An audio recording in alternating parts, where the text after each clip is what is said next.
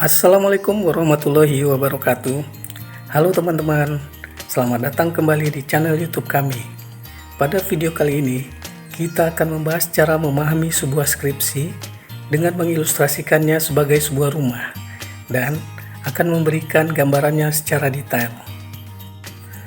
Nah, bagi teman-teman yang sedang dalam proses pemahaman isi skripsi, untuk persiapannya menghadapi ujian, dengan ilustrasi ini kita akan melihat bagaimana skripsi dapat diilustrasikan seperti sebuah rumah. Dan seperti yang kita ketahui, rumah memiliki berbagai ruangan yang terstruktur beserta isinya. Begitu pula dengan skripsi. Oleh sebab itu, saya akan coba memberikan pandangan baru yang kreatif dan menarik. Ayo kita simak bersama-sama. Terlebih dahulu, bayangkanlah rumah yang diilustrasikan sebagai skripsi tersebut adalah rumah kamu. Dengan kata lain, skripsimu adalah rumah kamu. Karena hanya kamu yang tahu bagaimana dan seperti apa struktur ruangan beserta isinya. Contoh, atapnya seperti apa, ruangannya seperti apa, bagaimana bentuk pintu dan jendelanya, furniturnya apa saja, dan lain sebagainya. Rumah merupakan struktur yang kompleks dengan berbagai ruangan yang memiliki fungsi dan peran masing-masing. Begitu juga dengan skripsi. Skripsi memiliki beragam bagian yang berbentuk keseluruhan isi dan struktur yang saling berkaitan dan memiliki perannya masing-masing. Nah, sekarang kita masuk pada poin ilustrasinya. Pertama, ilustrasikan atap rumah sebagai pendahuluan. Atap rumah biasanya menjadi bagian terluar yang melindungi rumah dari cuaca dan memberikan kesan pertama pada pengunjung. Begitu juga dengan pendahuluan. Di dalam skripsi, pendahuluan menjadi bagian awal yang memberikan gambaran tentang topik yang akan dibahas serta alasan mengapa topik tersebut dipilih. Jadi, pendahuluan yang baik akan membuat pembaca tertarik untuk melanjutkan membaca skripsi tersebut. Kedua, ilustrasikan pintu rumah sebagai rumusan masalah. Pintu rumah menjadi akses masuk ke dalam rumah, demikian pula rumusan masalah di dalam skripsi menjadi pintu masuk untuk memahami tujuan penelitian yang akan dicapai. Rumusan masalah harus jelas, terfokus, dan dapat menjadi dasar untuk merumuskan hipotesis atau tujuan penelitian yang akan diuji. Ketiga, ilustrasikan dinding sebagai tinjauan pustaka. Dinding rumah berfungsi sebagai batas antara ruangan dalam ataupun ruangan luar rumah.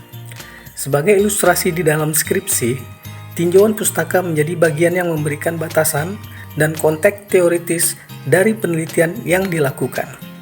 Tinjauan pustaka akan menampilkan kajian literatur yang relevan dan menjadi dasar teoritis.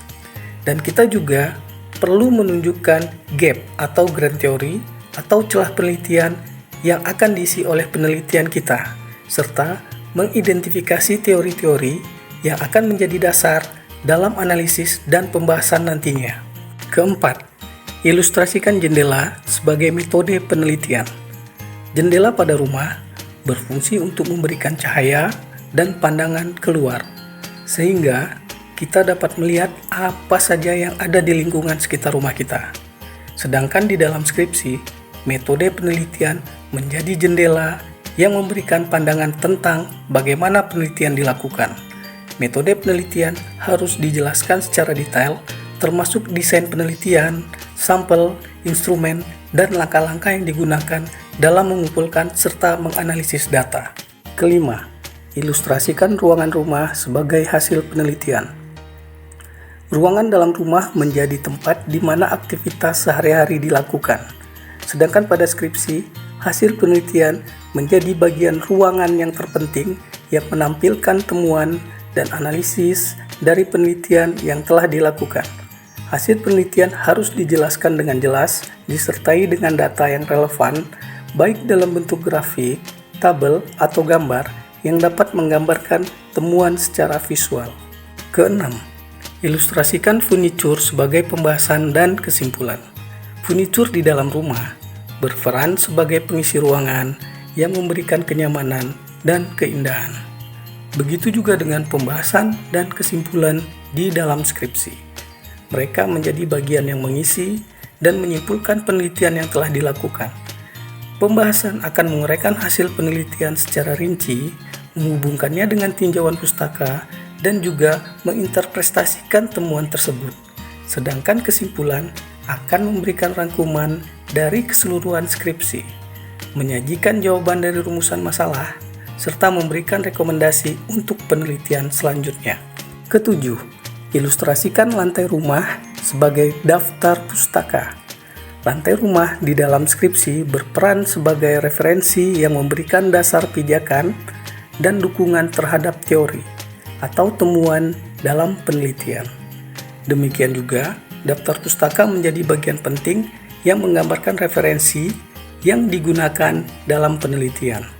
Daftar pustaka harus disusun dengan format yang sesuai dan mengikuti aturan penulisan yang berlaku. Nah, begitulah mengilustrasikan skripsi sebagai sebuah rumah, dengan mengibaratkan seluruh bagian rumah sebagai keseluruhan isi skripsi secara detail, dapat menjadi cara yang kreatif untuk memahami struktur dan konteks skripsi dengan lebih baik. Setiap bagian dalam rumah memiliki peran dan fungsi yang penting, begitu juga di dalam skripsi.